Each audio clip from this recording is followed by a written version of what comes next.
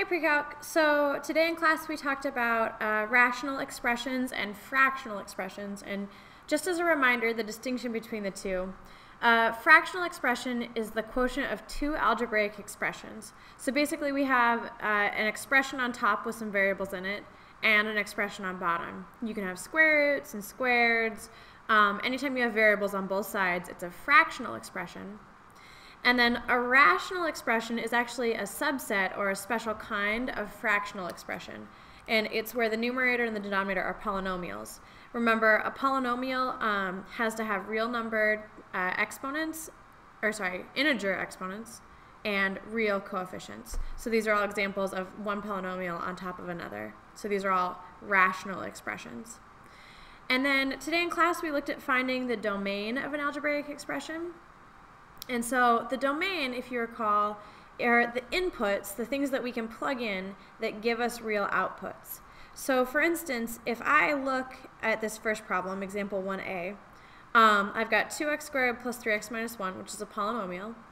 And because I don't have any even roots, and I don't have any division in this problem happening, I'm not going to have any issues. Every input that I could think of, any real input, is going to provide me with a real output.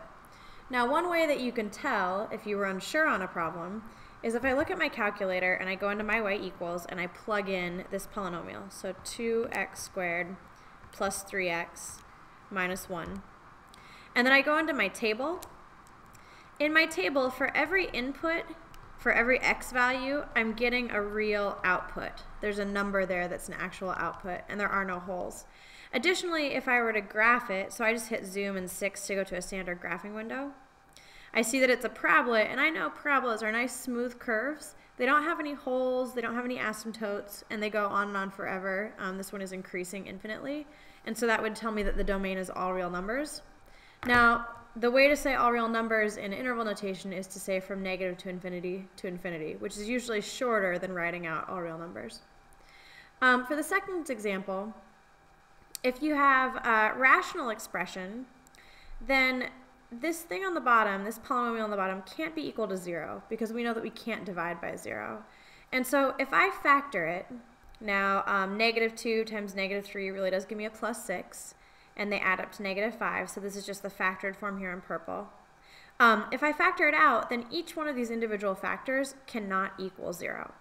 And so that tells me that whatever will make each individual factor 0, that's going to be problematic. That's going to be a hole in my domain.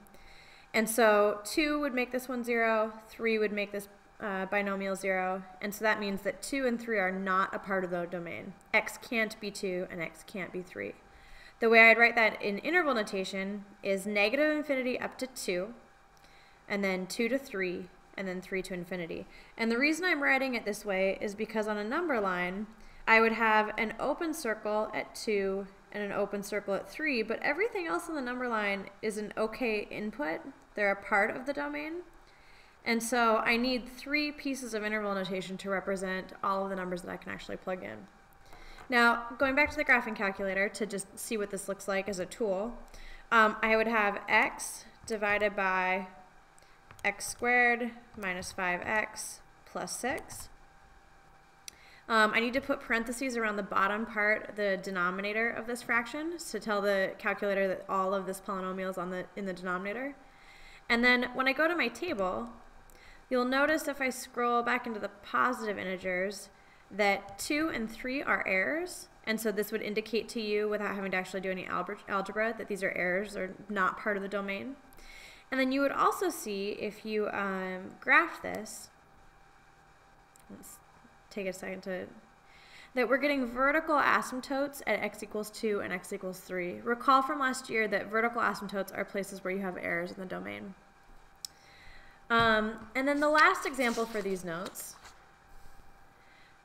again, we have, well, this is a fractional expression since the square root of x is not a polynomial. However, in this problem, we have 2 domain issues that are going to affect us. The first is that we can't take the square root of a negative number and get a real output. Obviously, we can get an imaginary one, but not real. And so that tells me that this thing under the square root, whatever it is, must be greater than or equal to 0.